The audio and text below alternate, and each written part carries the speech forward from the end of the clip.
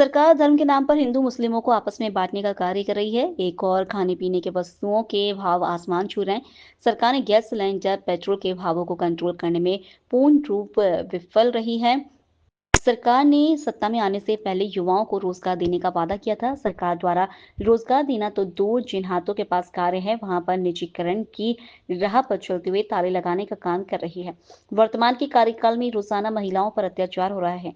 Police प्रशासन अपनी ओर से कार्रवाई में हर जगह नाकाम हो रही है। रेल को देश का नहीं बल्कि विश्व का सबसे बड़ा उद्योग माना जाता है, उसको भी निजी हाथों में सौंपने का कार्य किया जाता है। इससे देश के युवाओं का भविष्य प्रभावित होगा। देश के युवाओं को रोजगार मुहैया करवाने के लिए नई भर्तियां लागू करनी चाहिए। बढ़ती हुई महंगाई को मद्देनजर रखते हुए केंद्र कर्मचारियों, राज्य कर्मचारियों के लिए 8वें वेतन आयोग का गठन करना चाहिए, जो कि जनवरी 2026 से बकाया है। श्रम कानून में बदलाव करना मात्र ट्रेड यूनियन संगठनों को समाप्त कर पूंजीपतियों को लाभ पहुंचाने की सरकार की एक सोची समझी चाल है, जिसका हम विरोध करते हैं। देश आजाद होने के 78 वर्ष बाद भी मजदूरों को आवास मुहैया करवाने में सरकार विफल रही है, जबकि सरकार का दायित्व है कि हर नागरिक को आवास मुहैया करवाया जाए। अखिल भारतीय स्तर के ऊपर कल पूरे देश में आम हड़ताल, प्रदर्शन, धरना, ये सब कार्यक्रम है। जोधपुर में हमने हमारे केंद्रीय संयुक्त श्रमिक संगठनों की ओर से, जो हमारे संयोजक है मनोज परिहार जी, इनकी अगुवाई में हमने निर्णय किया है कि कल हम इसी कार्यालय से जुलूस निकालेंगे, प्रदर्शन करेंगे।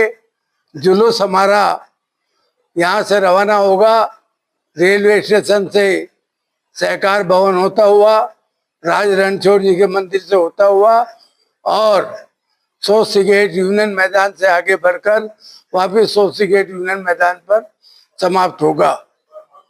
मैं ये बताना चाहूँगा कि आज जिस तरीके से आपने देखा होगा कि राजनीतिक पार्टियों के साथ भी केंद्र की सरकार का जो व्यवहार है, अभी आप देख रहे हैं कि बिहार का एक बहुत बड़ा मसला चल रहा है। कल बिहार बंद होगा और केवल इसी बात के लिए बंद होगा कि लोकतंत्र समाप्त हो रहा है। जब लोकतांत्रिक व्यवस्थाएं नहीं रहेगी तो मजदूर आंदोलन भी नहीं टिक पाएगा। इसलिए जरूरी है कि हम मजदूरों की मांगों के लिए, जहां पर ओपीएस की मांग है, जहां पर लगातार ये मांग चलती आ रही है, वहां पर केंद्र सरकार ने यूपीएस लागू किया है और यूपीएस लागू करके उसमें भी भारी अनियमितताएं रख दी है, ताकि कर्मचारी को और मजदूर को उसकी सुविधाएं उसको नहीं मिल सके, उसका लाभ नहीं मिल सके। कारपोरेट जगत के सामने, अंबानी और अदानी के सामने केंद्र सरकार घुटने टेक रही है। प्रधानमंत्री और अदानी की जो अच्छी साठगांठ है, दोनों मिल करके देश को लूट रहे हैं। और इस लूट के खिलाफ और मजदूरों की अधिकारों की रक्षा के लिए हम निरंतर आगे बढ़ने की बात कर रहे हैं, संघर्ष की बात कर रहे हैं। हम ये भी देख रहे हैं कि आज यूनिवर्सिटी के जो लेक्चरर और प्रोफेसर है, जो हमारे कई दिनों से केवल पेंशन के लिए धरने के ऊपर बैठे हुए हैं, सरकार सुन नहीं रही है, यूनिवर्सिटी सुन नहीं रही है।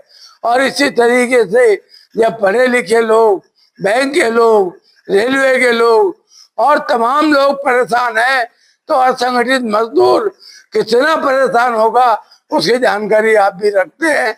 अस्पतालों की हालत खराब है, कारखानों के अंदर असंगठित मजदूरों की संख्या बढ़ती जा रही है, काम के घंटे बढ़ाए जा रहे हैं, वेतन भत्ते कम किए जा रहे हैं, निरंतर शोषण की सीमा बढ़ती जा रही है।